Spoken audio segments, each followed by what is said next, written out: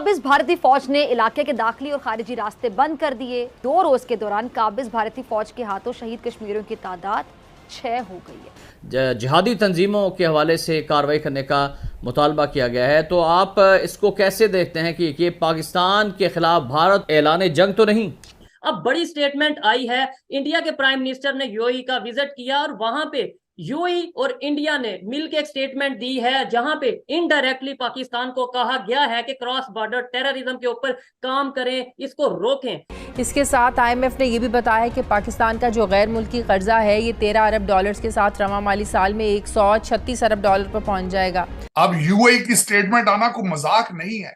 बिल्कुल, जिनसे पैसे लेकर आप लंदन और दुबई में प्रोजेक्ट चला रहे हैं, अब वो कह रहे हैं बस करो भी, हम बर्दाश्त नहीं करेंगे। और दूसरा मुल्क जो उनके साथ खड़ा होगा यूएई के साथ, वो सऊदी अरेबिया होगा। सवाल उठता है कि पाकिस्तान के बैरूनी कर्जे जिस सुपरसोनिक रफ्तार से बढ़ते जा रहे हैं, क्या पाकिस्तान की इकॉनमी और अवाम ये बोझ बर्दाश्त कर पाएंगे? और उन्होंने पाकिस्तान को कहा है कि आप लश्कर तैयबा, जैश ए मोहम्मद और इस टाइप के जो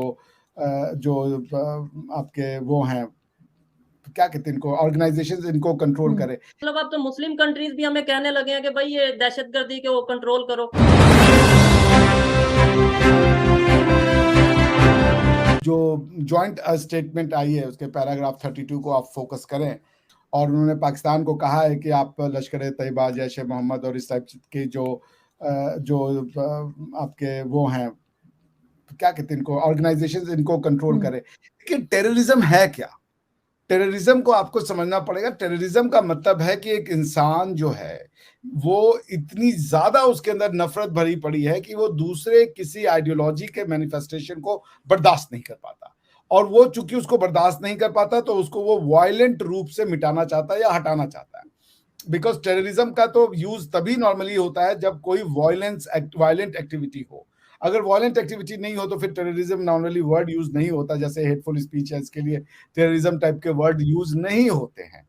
तो क्यों है ये हेट्रेड है, या ये उस दिमाग, ऐसे किसी आदमी का दिमाग इतना सेंसिटिव बना देना कि वो प्लूरैलिटी को, डाइवर्सिटी को, दूसरे आइडियोलॉजीज को अगर वो बर्दाश्त न कर पाए, और उसको डील करने का तरीका सिर्फ अगर आर्म्स एंड एम्यूनिशन रखे, तो फिर इस तरीके के जो तंजीमें हैं या इस तरीके की जो ऑर्गेनाइजेशन है उनका जन्म होता है। और पाकिस्तान ने इस आइडियोलॉजी को अनफॉर्चुनेटली पिछले 40-50 सालों में बहुत ज्यादा पुष्पित पल्लवित किया, बहुत ज्यादा इसको फरोग दिया है। And that's why it's time कि पाकिस्तान जो है उसको अगर टेररिज्म से काउंटर करना है तो it does not need arms, it does not need tank, it does not need F-16, F-18, F-20 जो ये कहते हैं कि हमें तो टेररिज्म से लड़ना है तो हमें हथियार दीजिए। आपको टेररिज्म से अगर लड़ना है तो आप अपने स्कूल की किताबों को वॉच कीजिए।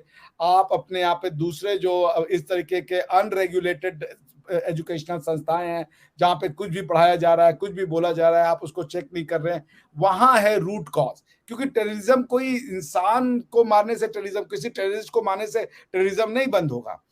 टेररिज्म बंद होगा उस रूट कॉज को एड्रेस करने पे।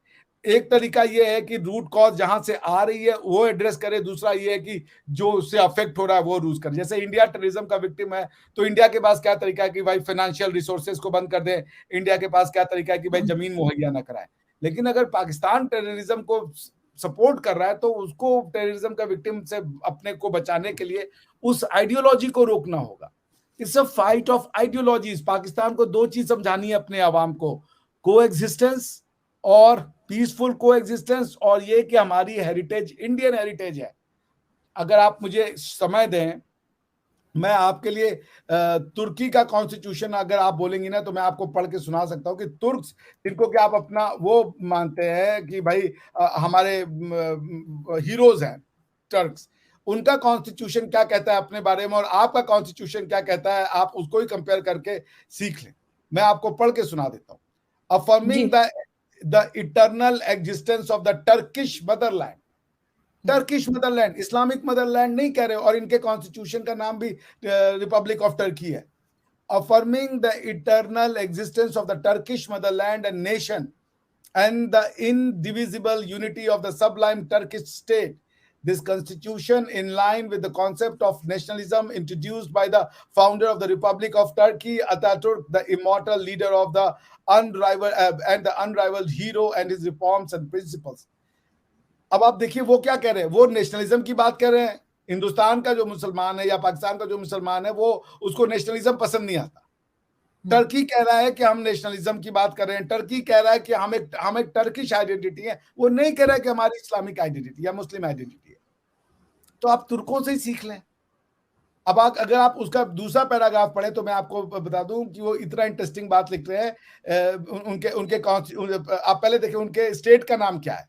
The state of Turkey is a republic, article 2, the Republic of Turkey is a democratic, secular and social state governed by rule of law within the notions of public peace, national solidarity and justice, respecting human rights, blah blah blah.